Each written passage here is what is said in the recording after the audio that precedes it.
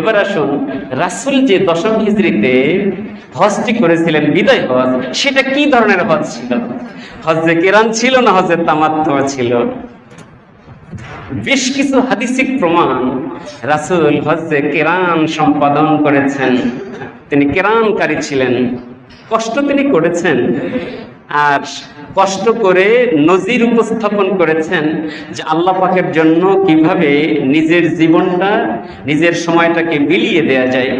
নামাজে দাঁড়িয়ে থাকতে থাকতে পা মোবারক ফুলে যেত।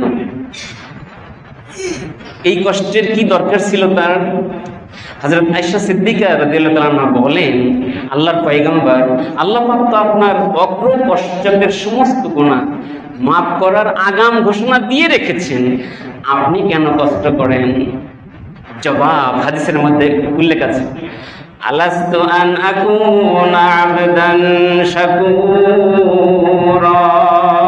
আয়েশা, এই যে অগ্র পশ্চাতে সব গুনাহ আগাম ক্ষমা ঘোষিত হয়েছে আমার ব্যাপারে, এই দুনিয়াতে কত মায়ের ঔরসে, মায়ের গর্ভে কত সন্তানের জন্ম হবে, কারো গুনাহ আগাম মাপ হয়েছে ইতিহাস নেই, প্রমাণ নেই, যেটা আমি পেয়েছি। এজন্য আমি কৃতজ্ঞতা স্বীকার করব না? এটা কি আমার শুকরিয়ার বিষয় নয়? এই শুকরিয়া আদায় করার জন্য রাতকে রাত নামাজে দাঁড়িয়ে কাটাই। আল্লাহর পয়গম্বর হজ্জের ক্ষেত্রেও সেই কষ্টটি স্বীকার করেছেন, লং টাইম ইহরাম বহাল রেখেছেন।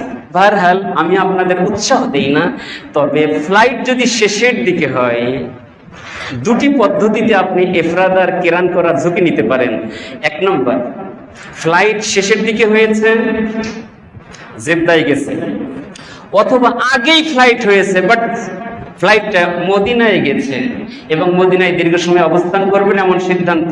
হজ্জের আগে আগে আপনি মদিনা থেকে মক্কায় ফিরবেন, তো মদিনা থেকে অথবা মদিনার যে মিকাত যুলহুলাইফা, ওইখানে গিয়ে কিরানের নিয়ত করে মক্কার দিকে রওনা করতে পারেন, তাহলে কষ্টের মাত্রা একটু কমে আসবে।